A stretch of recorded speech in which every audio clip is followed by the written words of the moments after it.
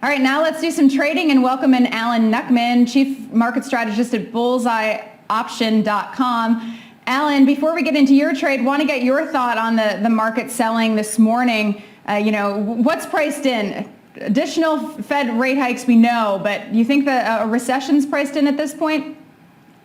Well, recession to me is a dirty word. It really doesn't mean anything to the markets. There are going to be stocks that'll rally in a recession. So there's always going to be opportunity. It's not a blanket statement that the market's going to go down. We've already obviously come off the highs from January, but that's a profit-taking pullback after a major run-up for last year, 25%, and over the last decade. Let's remember that we were up 100% off the COVID lows here just a couple months ago. All right, so where do you think the market's going? Well, obviously, we want to see how it reacts with this test of this low here in the S&P. I'm very disappointed that we had traded sideways and it looked like we were going to try and break out on the upside in the S&P above 4,200, 4,300, but it couldn't do so. So we let the markets tell us where it wants to go. So now we want to see how it reacts after it comes down and takes out these lows in the S&P. Let's see what it does here by the end of the week. But as Alex was pointing out, if you look at the VIX, if you look at volatility, we're still just in the low 30s. So compare that to where we've been in the past. The volatility is still very low, and we're still seeing bullish divergence. We just didn't get any follow-through on the bounce that we had in the last couple of weeks, and you're seeing more and more disappointment. All right, so on the trading front, you're looking at Baker Hughes today. It's down about 5.5%. So is today a day that you would buy the dip? What do you like the stock, and how are you trading it?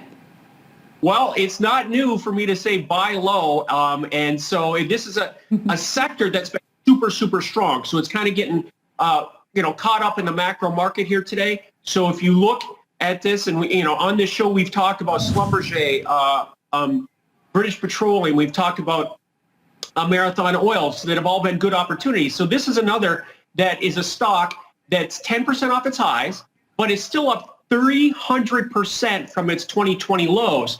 Right now, it's half of the record price in 2008. So you can see the energy stocks still have a lot of room for growth. I'm looking at my stock substitution strategy as the way to play it.